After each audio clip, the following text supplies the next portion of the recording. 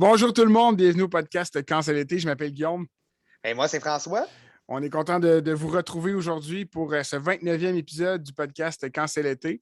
On est à quelques semaines du Congrès des camps, qui va être un gros événement pour nous pour le podcast. En fait, normalement, le prochain épisode avec un nouvel invité va se dérouler au Congrès. Donc, on a bien Exact. hâte. Puis sinon, François, toi, ça va? Ben oui, écoute, moi, une grosse journée de ménage. C'était pas plus passionnant que ça, mais les écoles commencent à réserver pour le printemps, l'hiver. C'est pas la folie furieuse comme on connaît habituellement sans ce qui se passe. Tout le monde sait ce qui se passe. Mais ça pour dire que quand même, cet automne, là, je vais avoir une école au retour de mes vacances. Et je suis super content parce que ça va être avec un feu de camp, puis un souper. En tout cas, c'est tellement le fun, les sorties scolaires qui s'élargissent un petit peu jusqu'au feu de camp. En plus, il fait tard, il fait noir un petit peu plus tôt. Puis, tu as vraiment un petit feeling de camp de vacances. Là. J'adore ça. Moi, honnêtement, Cool. là, c'est vraiment mes journées presque. Puis écoute, parlant de Canvac, aujourd'hui, invité, on est bien excités. On est vraiment content de l'avoir. On a tout le temps ces réactions-là avec les invités qu'on a, mais je pense qu'aujourd'hui, on est vraiment content. Pour résumer, c'est qu'on s'en était déjà parlé, on aimerait avoir. En fait, c'est Lara Willis. Est-ce que tu veux nommer son camp? Ben oui, c'est le cas Will Vaken. Puis Will Vaken. elle va pouvoir nous expliquer pourquoi, parce que moi, en tout cas, c'est un mot C'est inventé, ça. mais elle va pouvoir nous expliquer pourquoi. Puis, on n'aurait quasiment pas dû dire qu'on était autant excités que ça, parce que là, elle pensait que Elle le ne sait pas. podcast était quoi de full stressant, puis avec de la pression de tout, mais non, c'est juste C'est une ça. discussion avec Guillaume puis moi à la bonne franquette. Fait qu'on on va faire entrer Lara dans l'émission.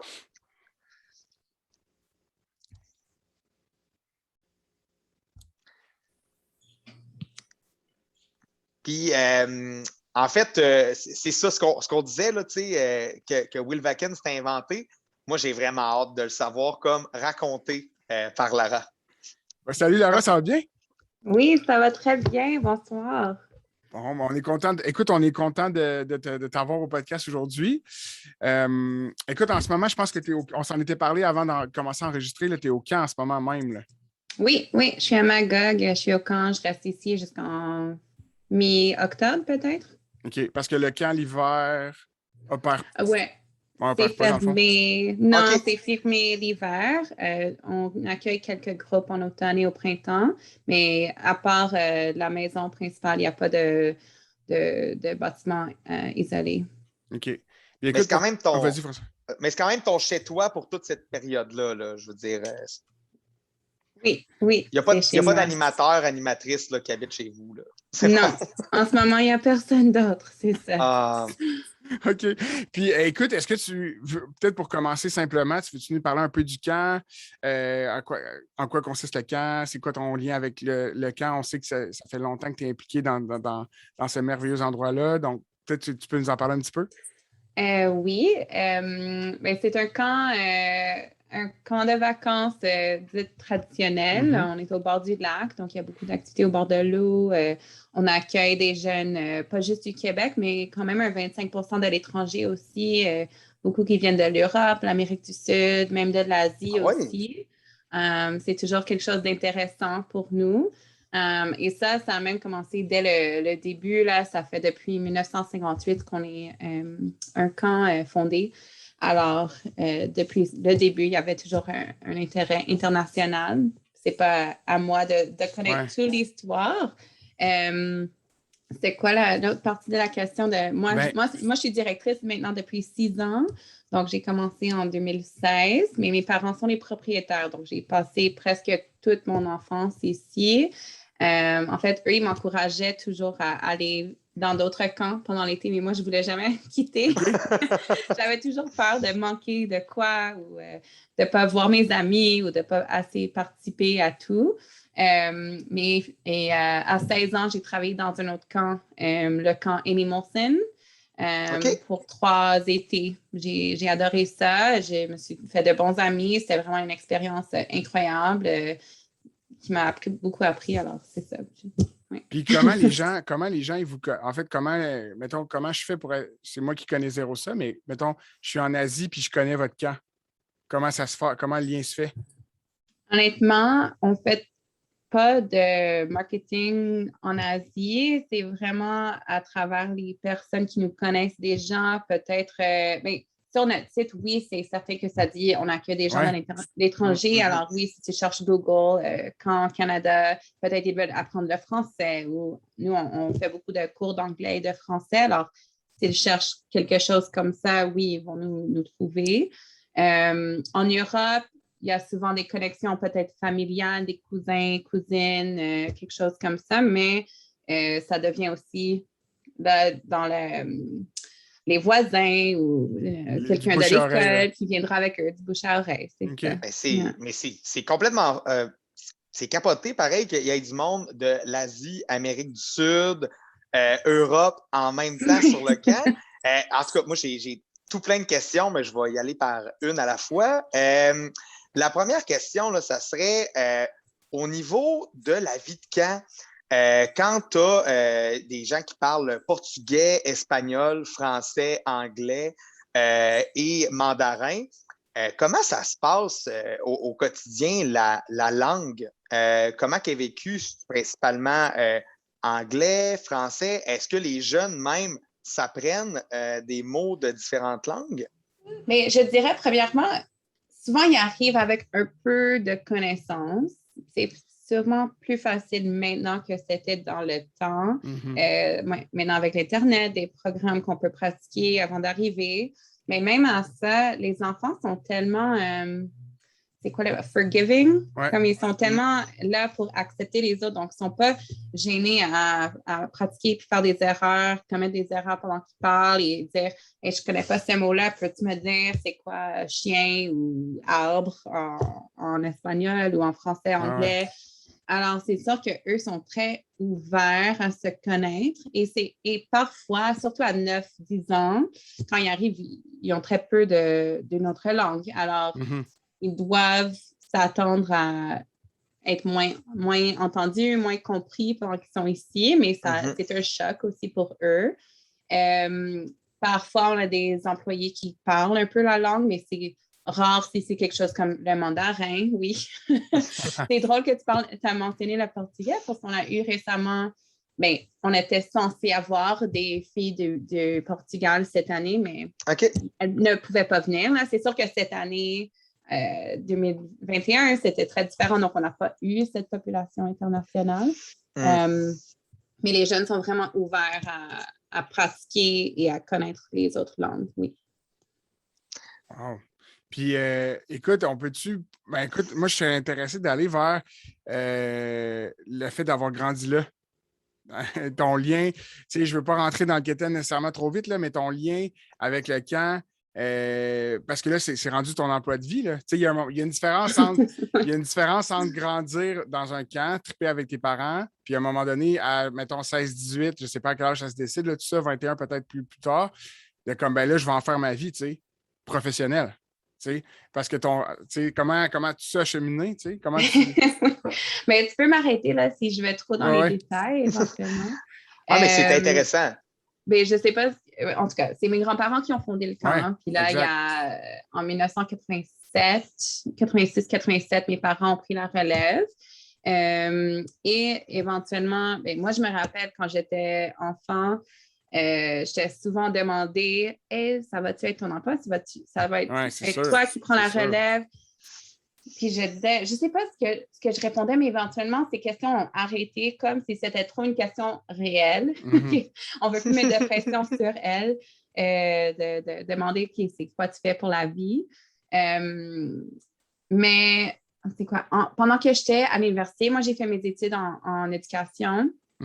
En enseignement. Donc, pendant que je faisais mon bac, je me rappelle, mes parents m'ont invité à souper un soir, sont venus me visiter. Moi, je n'habitais pas à la maison, là, donc ils sont venus me visiter à Sherbrooke. Et on s'est assis, on prenait un verre de vin et puis je me disais, écoute, Lara, il nous reste à peu près 5 ans là, de temps qu'on aimerait ça être plus impliqué dans le camp. Donc, on aimerait ça dans les 5 ans que tu nous donnes une réponse moi, je faisais mon bac, j'avais, je sais pas, 21, 22 ans. J'étais comme, OK, je vais y passer. C'est sûr qu'on a tous un amour du camp. Donc, en entendant ça, pensant, OK, oui, c'est toi qui peux prendre la relève pour tout continuer. Il y a beaucoup de pression, mais c'est aussi une passion qu'on veut suivre. Mais je n'étais pas certaine encore de ce que je voulais faire. Puis, ça ne me laissait pas beaucoup de temps de pratiquer non plus mes études, là, ce que je faisais en enseignement pour devenir enseignante. Donc, après l'université, je suis allée en Angleterre. J'ai enseigné là-bas pendant 2 ans. Mais après une année là-bas à Londres, j'ai dit, je suis revenue pour 1 mois en été. Là, j'avais mes vacances et j'ai dit à mes parents que je voulais travailler avec eux, mais je voulais aussi rester une autre année. Donc, on s'est comme fait un compromis. Là. Je voulais continuer à être enseignante un peu plus longtemps, voyager, bien sûr. Vivre un peu une autre vie parce que je savais aussi que leur réalité, c'était très connecté à l'année d'un camp. Donc, il n'y a pas toujours des opportunités d'aller ailleurs ou des choses comme ça. Alors, on a fait ce compromis et je suis revenue en 2016 pour travailler avec eux. Et c'est un peu comme ça que ça s'est passé. Puis quand tu es arrivé en 2016, est-ce que tu avais déjà une vision? Parce que, tu sais, mettons, il y a ce que tes parents ont bâti sur le camp en termes de vision, de sentiment de camp. Mais quand toi, tu es arrivé en 2016, t'arrivais-tu avec une volonté, puis pas de tout changer, là, mais est-ce que tu arrivais déjà avec une volonté de. Mais j'ai quand même des petites idées derrière la tête, là. Genre, Oui, c'est certain. Oui, j'avais des idées. Surtout que j'avais mon background en enseignement. C'était surtout côté formation des employés et comment mieux enseigner les activités que nous avons, parce qu'on offre beaucoup de différents sports, bien, comme tout le monde, là, de différentes opportunités d'apprentissage, mais je voulais comme aider les employés à mieux analyser leurs techniques d'enseignement, de mieux approcher les jeunes et j'ai parlé beaucoup de mes expériences en classe parce qu'on voit le développement des jeunes, on voit leur hésitation, c'est pas le bon mot. Oui. Leur réticence. Leurs appréhensions. À apprendre parfois quand quelque chose est difficile ou les comportements qui peuvent être un peu plus difficiles à gérer. Alors, je voulais leur apporter ces méthodes plus pratiques que moi, j'avais vécues dans les dernières années. Et c'est pas comme si j'avais vécu ça depuis si longtemps, mais c'était une approche importante pour moi de vraiment mieux gérer le côté éducation du camp. Et moi, je trouve ça intéressant parce qu'en fait, mes grands-parents étaient aussi enseignants et quand ils ont fondé le camp, le but, la mission, la philosophie était vraiment de pouvoir éduquer les enfants, mais dans un milieu, dans l'environnement naturel. Donc, c'était ça leur mission un peu. Donc, peut-être ça fait pas comme si mes parents ont laissé ce côté-là, mais il n'y avait pas le background non plus de voir nécessairement comment les techniques. Oui, ou juste que les techniques évoluaient, ont changé aussi. Là. Oui, c'est ça. Puis par curiosité, est-ce que les gens, je m'excuse, je ne connais pas le prénom de tes parents, mais est-ce que les gens, quand ils te voient maintenant sur le camp, ils disent « Ah, ça, c'est la fille de » ou t'es vraiment Lara? Okay. Non, moi, c'est Lara, la directrice. Parfois, c'est c'est qui? C'est la mère de Lara. C'est le père de Lara. OK. Ça a changé quand même rapidement. On en parlait justement hier parce qu'on en parle un peu des changements.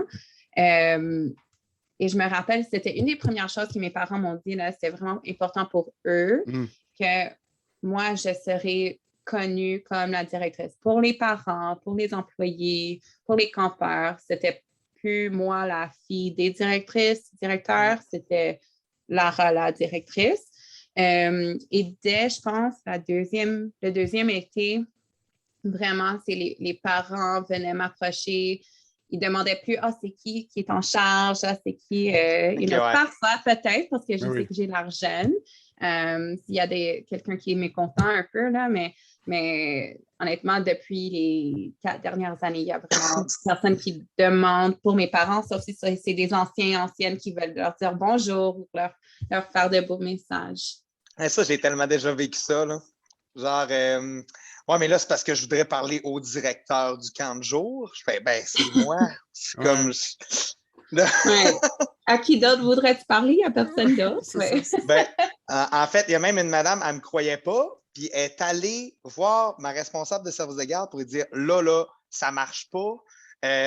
Il y a un monsieur qui m'a dit que c'était lui, puis là, en tout cas, grosse affaire, là, mais je sais c'est quoi avoir l'air jeune, puis pas tout de suite. Ben, en fait, c'est même pas par ton professionnalisme, je suis sûr, c'est vraiment plus parce que tu as de l'air jeune, puis je pense qu'il y a plusieurs personnes qui sont passées au podcast pour dire que travailler avec des enfants dans un camp, ça garde pas mal l'esprit jeune, effectivement. Oui, puis tu sais, des fois, dans le service client, là, quand la personne est juste fâchée, peu importe l'âge, elle veut juste se référer à quelqu'un d'autre. Parler à quelqu'un d'autre, t'es comme, non, je suis le dernier, c'est à toi que tu peux parler. Je sais que j'ai raison, fait que fais-moi parler à quelqu'un d'autre, fait que il n'y a pas de finalité derrière ça.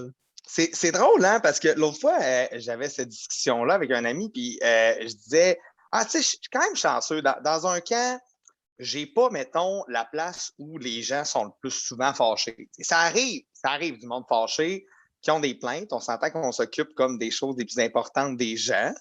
Mais ça reste que, mettons, en service à clientèle, comme un petit peu partout, j'ai l'impression que des fois, le monde sont peut-être un petit peu plus choqués facilement. Vous autres, qu'est-ce que vous en pensez par rapport à ça? Est-ce que ça vous arrive vraiment souvent d'avoir, mettons, des clients fâchés? Ben, moi, je me rappelle, c'est pas qu'ils étaient fâchés, mais c'est que, tu sais, les trois, je pense qu'on a, ben moi, je vais parler dans le passé parce que je suis plus je travaille plus pour un camp, mais quand vous avez travaillé ou vous travaillez pour des camps, tu sais, qui ont quand même une bonne structure, qui sont quand même bien rodés, tu sais. Fait qu'il y a quand même une partie, des fois, des désagréments qui arrivent, qui sont un peu le fruit, pas du hasard, mais qui sont, des fois, c'est des accidents, c'est des petits accidents bêtes ou des oublis, des fois, des moniteurs qui ne sont pas si graves que ça, mais qui fait que, comme tu as dit, François, on travaille pour les enfants des parents. Fait que, des fois, c'est rare qu'il y ait un milieu. Des fois, le parent va être compréhensif parce qu'il connaît la game X, Y, Z, ou bien dans l'inverse, il va être comme, ben, t'as pas mis de crème solaire à mon kid, ou genre, il est tombé en XP, mais comment ça, t'as pas pu le contrôler, tu sais. Mais, il y a de l'émotion là-dedans aussi, je pense. Ben oui, c'est sûr. C'est ça, là. C'est sûr qu'il y a l'émotion. Moi, je pense en camp de vacances, on est chanceux parce qu'on a seulement les interactions avec les parents au début et à la fin. C'est pas tous les jours. C'est vrai. S'il y avait des interactions quotidiennes, je sais pas, je pense que ça serait... C'est sûr qu'il y aurait plus de problèmes qui seraient comme discutés. Parce que oui, quelqu'un se fait mal, il y a une blessure, il a perdu quoi que ce soit au camp, il a perdu un jeu, il y a eu une mésentente avec une amie et puis personne ne l'a réglé comme les parents voulaient. Mais quand on habite là pour 2 semaines ou plus, 2 semaines, 4 semaines, mais ça se règle puis on l'oublie dès qu'on rentre à la maison ou avant qu'on rentre à la maison. Mais c'est vrai qu'au camp de vacances, mettons une blessure mineure, parce que quand tu es un kid, tu expérimentes des choses, des fois, ça arrive que tu te blesses. Puis, je pense que c'est vraiment la manière dont tu le gères, parce que clairement, le kid, ça ne rappellera pas à la fin de la semaine si c'est arrivé le mardi, puis c'est de quoi de banal, puis tu l'as bien géré.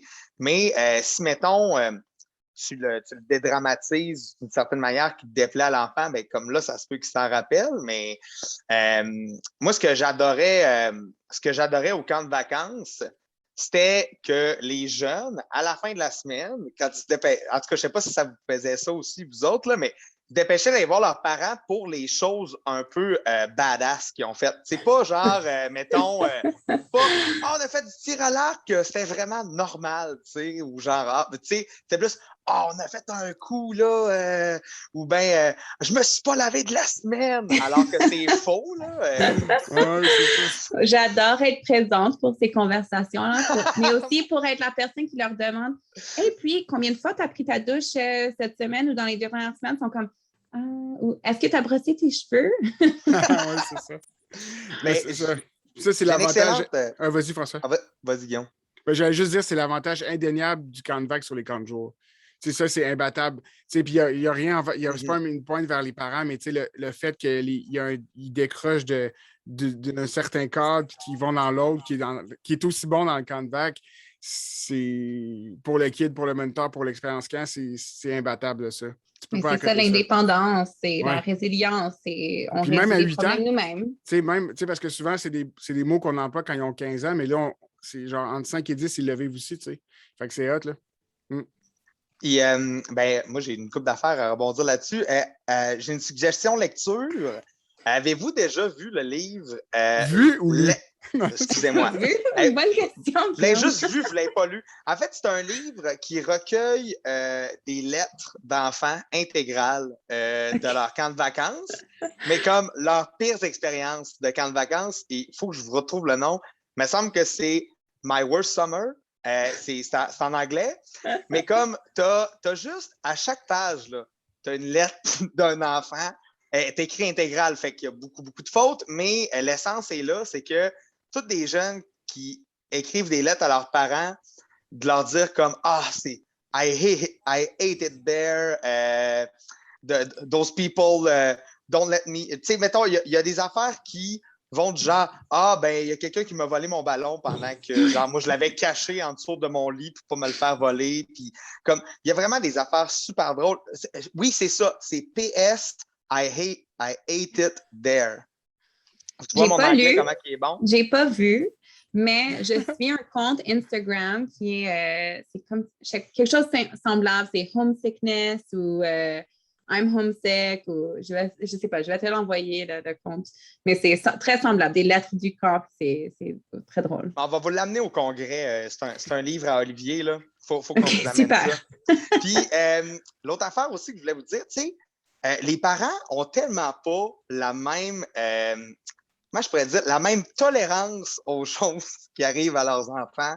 Oui, mais ça dépend du bagage du parent avant. Ben, c'est ça. Ouais. Puis, mettons, moi, j'arrive de Lac-Beauport, je suis dans Port-Neuf, je te le dis tout de suite, là, c'est vraiment pas les mêmes choses. Mettons, moi, je me suis jamais fait dire, puis là, c'est en contexte de 15 jours, je me suis jamais fait dire, écoute, mon jeune, il a sali son chandail aujourd'hui, puis il le mettait pour la rentrée scolaire, tu sais. Je suis comme, OK, monsieur, il ne faut pas l'habiller comme ça, là, tu sais, je sais comme pas quoi y dire. Tandis qu'à Saint-Raymond, c'est comme, mon jeune, là, il est arrivé un petit peu trop propre à la maison. Mais c'est ça qu'on veut aussi, hein? C'est ça les parents Oui. qu'on veut. Tu vas jouer dehors toute la journée. Mm. What are you thinking? Oui, exact. Puis là, tu disais tantôt, Lara, dans le fond, cet été, vous avez eu des campeurs, hein, je pense. Cet été, vous avez quand même opéré. Parce que le camp, je pense, si je ne me trompe pas, c'est une centaine de. Je veux dire, en temps normal, une centaine de campeurs. Fait que c'est un camp plus petit format. Fait que cet été, vous avez opéré. Vous avez vu du monde, c'est ça? Oui, on a eu du monde. On était très chanceux, très, très contents de revoir le camp en vie. Oui. Parfait. Puis tu as eu combien de jeunes, mettons, dans ton été? On a opéré à peu près à 80% à travers tout l'été. Okay. Donc, c'était super pour nous. On était très contents. Puis les jeunes, eux, ils tripaient sur le fait d'être ici. Là. Ouais, des anciens campeurs, des nouveaux? Beaucoup de nouveaux. Beaucoup de nouveaux. Je pense il y en a beaucoup qui... Nous, on a beaucoup de familles... Parce que... excuse-moi. À cause des familles de l'étranger, là, il y en avait beaucoup qui attendaient, qui s'étaient inscrits d'avance et on attendait ensemble pour voir comment ça se passait avec la pandémie. Donc, du coup, on a pris la décision, nous autres, OK, rendu à cette date-là, je ne me rappelle pas, je ne sais pas si c'était en avril, peut-être, on ne savait pas encore si les camps de vacances pouvaient opérer, mais on s'est dit, OK, on va annuler tous nos jeunes de l'étranger, sauf s'ils ont comme un passeport canadien. Donc, ça a ouvert plein de places aussi. Puis écoutez aussi, je pense, vous le savez, les parents aussi, eux, hésitaient. Est-ce que j'inscris mon enfant? Est-ce que j'inscris pas mon enfant cet été? Est-ce qu'on veut devoir vivre encore cette annulation encore une fois ou pour la première fois? Expliquer à tes enfants aussi que tu pourras pas y aller. Les plans changent. Oui, c'est ça. Encore une fois, les plans changent. Quand il y a des camps qui ont décidé de fermer, nous, il nous restait toujours de la place. Alors, on a pu accueillir des jeunes qui venaient d'autres camps qui, eux, étaient soit déjà inscrits ou allaient plusieurs étés dans d'autres camps, peut-être, qui sont venus chez nous. Donc, beaucoup de nouveaux chez nous cet été, oui. Fait que vous étiez pas mal complet. Oui, on était très, très chanceux de pouvoir opérer comme ça. On avait une équipe incroyable de staff. Oui, il nous manquait des employés, oui, mais ils étaient super. Il était bon, c'est ça. Ils étaient vraiment bons, puis ils étaient presque tous nouveaux. Alors, c'était beaucoup de travail pour eux, mais on est très contents de comment ça s'est passé. Oui. Puis j'ai une bonne. Puis François, j'aimerais ça aussi t'entendre à cette question-là. Je me demande, Lara, tu sais, quand parce que instinctivement, mettons, quand tu fais juste penser au fait que tes grands-parents ont eu le camp, que tes parents aussi ont eu le camp, puis que là, toi, tu es au camp, bien, je me doute que tu as la flamme pour ton camp, puis que quand tu formes ton staff, ben, tu essaies de leur transmettre cette flamme-là. OK? Mais je serais curieux de te demander, est-ce que. Puis, parce que François, c'est aussi par rapport au CESO, parce que tu as été marqué par le CESO, puis tu as souvent dit au podcast que tu avais le feu sacré, là, c'est le terme que vous utilisez au CESO. Mais Lara, est-ce que tu utilises, tu sais, quand tu veux un peu leur transmettre cette passion-là, est-ce que tu te sers de, je ne sais pas si c'est mal formulé, mais est-ce que tu essaies de transmettre par ce que toi, tu as vécu ou plus par une expérience? Je ne sais pas si tu comprends ce que je veux dire. Mais c'est un peu des deux. Je ne parle pas nécessairement de ce que j'ai vécu parce que je pense surtout, j'observe que ça change beaucoup de ce que j'ai vécu. Mais j'essaie de leur faire comprendre c'est the word, comme la base, la fondation du camp, quel était le but au début, quand on parle de la philosophie du camp, je leur raconte un peu le début de l'histoire du camp et le pourquoi OK, en 1958, c'était quoi leur vision et est-ce qu'on peut toujours voir cette même vision aujourd'hui? Là? Mais c'est sûr que ça se fait dans tous les camps. Là. On parle un peu de la philosophie, la fondation de l'histoire du camp. Quelque chose que les employés adorent toujours, c'est quand mon père raconte son histoire du camp parce que lui, il avait 12 ans quand ils ont commencé à construire le camp. Alors, c'est comme l'histoire de sa vie un peu. Puis lui, il est la personne qui raconte les histoires. Moi, je n'ai pas commencé à raconter son histoire parce que je ne suis pas toujours la plus compréhensible pour les raconter. On essaie souvent avec lui de l'enregistrer, mais les fois qu'on l'enregistre, ça ne va pas bien. Donc, peut-être un podcast, ça serait mieux pour lui. Parce qu'on aimerait ça pouvoir le garder pour partager avec les autres. Parce qu'il y a toujours des détails à chaque fois qui changent. Mais je pense pour la formation du staff, je dis sont nouveaux, mais il y en avait beaucoup qui étaient campeurs chez nous. Qui maintenant avaient 18-19 ans. Ils ne pouvaient pas travailler chez nous à 17 ans, 16 ans. Alors, ils étaient comme rendus à ce point-là.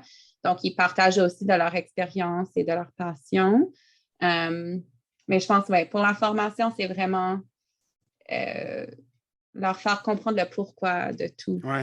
Puis François, tu pourrais y aller parce que je serais curieux de voir comment toi tu le transmets au CESO, mais moi, je trouve que c'est le bout que je trouverais difficile, mettons, c'est qu'à la fin, mettons, à Trois-Saumons, j'étais marqué par mon expérience, mais je sais que mon expérience ne leur parle pas tant. T'sais, à part les anciens campeurs qui me connaissent, mettons, puis qui m'ont vu évoluer, ça va les rejoindre parce qu'ils sont capables de relate, mais quand tu étais complètement nouveau, même si je te dis que ça fait 10 ans que je suis ici et que je suis bien aimé de ça, non, mais pour j'en vrai, parle presque pas de mon expérience. Ça. Honnêtement, j'en parle presque pas. Ouais. Mais ça a en tout cas, mais en même temps, je trouve que c'est important. Je suis quand même, je suis sûr que tu le sais, mais je suis quand même content de savoir que mon directeur de camp est là, a ce bagage-là, tu sais.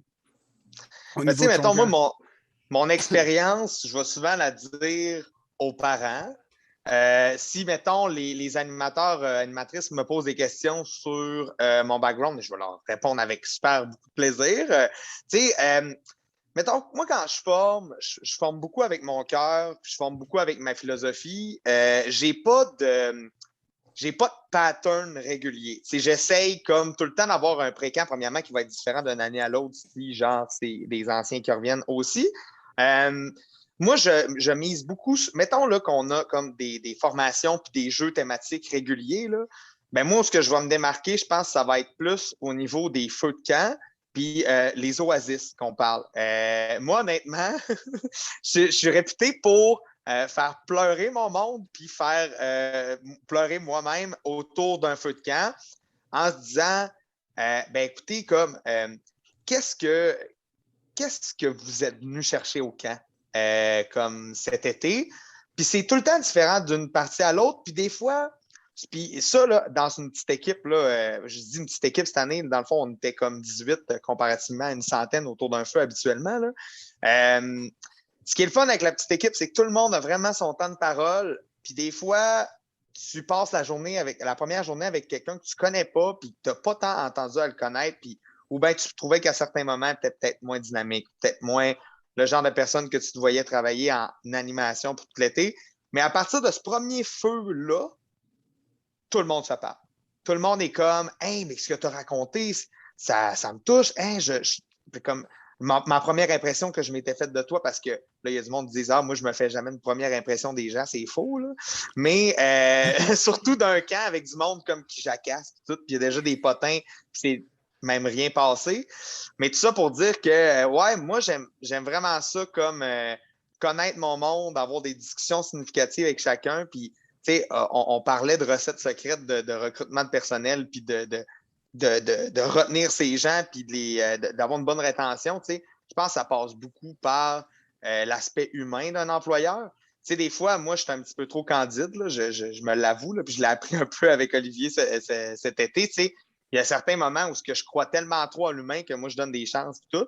Mais il faut que je sois un petit peu plus ferme là-dessus. Mais en formation, première fois que tu me connais, ou même quand quelqu'un est intéressé à un job, puis que je passe, parce que même on jasait aussi de ça, les gens, c'est rendu qu'ils te passent un peu en entrevue, toi, l'employeur qui les engage, parce qu'ils veulent voir comme si chez vous, OK, c'est cool, chez vous, il y a un lac, il y a des activités, mais toi, c'est quoi ton style de gestion? Ils ne te le disent pas comme ça nécessairement, mais c'est un peu ça que ça veut dire. Tu n'es pas le chef de corps au McDo, tu es comme le directeur ou la directrice du plaisir absolu sur ton camp en plein air. Fait que c'est un peu comme ça que je le vois. J'utilise moins le feu sacré, pas que c'est quelque chose qui est comme que le monopole aux saisonniers, mais je voulais comme sortir un petit peu de ça. Ouais. Peut-être que je vais mais moi, personnellement, si on me demande pourquoi je suis là, je vais dire parce que j'ai le feu sacré, puis qui brûle en moi, puis qu'il n'est pas sur le bord de s'éteindre, puis que si à un moment donné, je sens qu'il s'en va un petit peu plus ses braises, ben, je vais me poser des questions. Ça va peut-être être Éric Beauchemin qui va souffler sur mes braises, ça va peut-être être Guillaume Saint-Pierre. Mais quand je ne vais pas bien et que je me pose des questions par rapport au camp, ben, j'appelle tout le temps ceux qui le vivent aussi au quotidien. Là. Vous avez sûrement déjà vécu ça, le blues du mois de septembre, où ce que tu te demandes comme est-ce que comme ça, j'aimerais ça que ça soit comme toute ma vie? Parce que tu sais, le camp, on le vit vraiment à 100%, mais je pense qu'on a tous cette question-là des fois au mois de septembre. Cette année, je ne l'ai pas eu parce que c'était le premier été que je faisais là-bas. Mais quand même, quand tu fais, mettons, 7-8 étés au même endroit, je pense que c'est des questions qui valent la peine de se poser. Ouais, puis moi, ce que je trouvais difficile, c'est quand tu reviens du camp, puis que ton entourage, tes amis proches, qui connaissent la game, qui acceptent que tu vas dans les camps, tout ça, mais que tu as quand même manqué, tu sais, quand tu fais des classes vertes jusqu'à la fin, un peu comme Lara, comme tu as décrit, là, je ne sais pas si tu fais des classes vertes, mais tu sais, quand tu finis le camp, tu disais que tu finissais le camp, mettons, à la fin du mois, tu as quand même manqué un gros bout. Puis on est comme déphasé, je trouve, on est déphasé avec, quand je revenais en ville, je me trouvais déphasé avec le rythme de la ville. Puis ça, je trouvais ça tough. Je trouvais ça tough. C'est ça, des fois, qui me ralentissait. Mais tu sais, ça revenait après, tu sais. Mais ce qu'on vit au camp en tout cas, est tellement intense, est tellement différent du rythme de la ville que ça, c'était le plus gros clash, tu sais. Après ça, avoir manqué des trucs, à un moment donné, tu commences à t'habituer, puis tu trouves tes routines dans l'été pour voir ton monde, puis te garder au courant, ça, c'est une chose, là, mais tu passes d'un milieu d'échange, puis de communication constante, pas de réseaux sociaux, pas d'ordinateur, pas de. Puis là, à l'inverse, à l'inverse en ville. Fait que non, c'est ça, c'est ce que moi, je trouve le plus difficile. Moi, je trouve, mais oui, je suis ici en ce moment, mais c'est par mon choix aussi. Et c'est pas pour des côtés animation, c'est genre côté projet, développement, projet sur le site. Et je trouve que mes amis ont tellement compris que je veux rester ici, qu'eux sont comme OK, mais je vais venir faire un tour d'abord, je vais venir visiter. Et moi, je n'ai pas besoin, quand je rentre en ville, comme j'étais là en fin de semaine, j'avais une fonction familiale pour mon partenaire. Et puis, je voulais voir personne d'autre. J'ai dit à personne d'autre que j'étais là. C'était bien correct. Mais là, je suis comme, OK, mais j'aurai des amis qui viendront me visiter en fin de semaine à Magog. C'est correct. C'est pas si loin de Montréal. Mais c'est une réalité différente aussi. Là, moi, j'ai une maison, ils peuvent rester. C'est pas la même des connexions. Mais je me rappelle quand j'étais dans ma vingtaine et je quittais le camp, je rentrais à l'université. Déjà, je n'étais pas à l'université en ville où mes amis étaient, c'était comme ailleurs. Alors, beaucoup de manque de, missing the city parfois. Mais aussi, une déconnexion, c'était correct. Je ne sais pas. Ben, tu sais, sans dire que de travailler dans un camp de vacances ou d'habiter sur un camp joue sur ta vie sociale, ça reste qu'on a des choix à faire à certains moments, puis qui se veulent des fois, mettons, carriéristes ou des fois qui se veulent comme, OK, se rapprocher de ses amis, mais mettons, moi, mettons, si je me transpose à moi de 17 ans au Saguenay, qui se demande comme quoi faire, puis tout, ben moi, je m'en allais en loisir, je m'en allais travailler dans un camp, puis tout ce que je connaissais, il fallait pas que je mette une croix là-dessus, mais il fallait que je le mette sur pause quand même. Puis je pense qu'il y a des gens, des fois, qui se demandent s'ils font le saut dans un camp de vacances, puis que ça, c'est un argument qui fait comme hey, ben non, hey, j'ai 18 ans, je peux pas comme laisser mes amis un été de temps, tu sais. Est-ce que vous avez déjà eu comme cette réflexion-là? Ben oui, là, c'est sûr que oui. Quand j'étais plus dans mes premières années, mettons, directeur adjoint, c'est sûr que oui. Mais c'est ça. C'est que moi, j'ai pas eu je me suis pas rendu au point à Lara où genre tu sais, tu disais la phrase, j'ai fait le choix, puis comme c'est ici que je travaille, c'est ici ma vie. Puis tu sais, moi, ce choix-là, je l'ai pas fait. Là, à un moment donné, je suis parti des camps, puis j'ai pris une job en ville. Fait que parce que j'avais d'autres aspirations qu'à l'époque. Ben, aspiration étant avoir une vie sociale et une famille et une conjointe. Puis, tu sais, c'était pas faisable avec 300 mois, c'était impossible. Il y a quelque chose que je devais sacrifier, tu sais. Fait que j'ai fait ce choix-là de retourner en ville, tu sais. Mais là, tu vois, au dernier épisode, on en reparlait. Là, j'ai des enfants, ils sont quand même jeunes encore, ils ont 1 puis 4 ans. Mais je me vois, là, je suis en train de. Des fois, j'ai des discussions avec François de genre, d'après moi, quand mes kids vont être au cégep, je vais pouvoir, tu sais, ou au secondaire. Au cégep. non, non, mais parce que pour l'instant, il faudrait qu'on ne peut pas vivre avec. Est-ce qu'il faudrait. Tu n'as pas fermé la porte, Guillaume. Pas du tout. C'est pas ça. Du tout. Pas du tout, mais pas tout de suite. Dans le moment. C'est ça, ouais. Mais parce qu'à l'époque, je n'étais pas capable de me détacher de ça, du fait que j'avais, mettons, j'ai 5 bons amis que je ne voyais plus du tout. Puis ça, je voulais rattraper ça, tout ça. Puis en même temps, tu sais, ce que j'ai vécu à Saint-Sac pendant 6 ans, c'était pas si loin de ce que je vivais à Trois-Saumons. Tu sais, gérer Saint-Sac, ça a été trippant au bout, là. Fait que. Mais je pense. Excuse. Non, vas-y. Mais je pense, je suis aussi dans une situation différente, là. Mes parents venaient au camp avec moi, donc c'était comme, j'étais là avec ma famille, j'étais toujours la fille qui n'était pas présente pendant l'été, mais ça ne changeait pas trop mes amitiés quand j'étais adolescente et jeune adulte. Et puis, j'ai fait le choix, un été, je me rappelle, j'avais 23 ans et j'ai décidé de ne pas travailler dans un camp. J'ai travaillé en ville, j'ai loué un appart pour l'été. Tu sais quoi?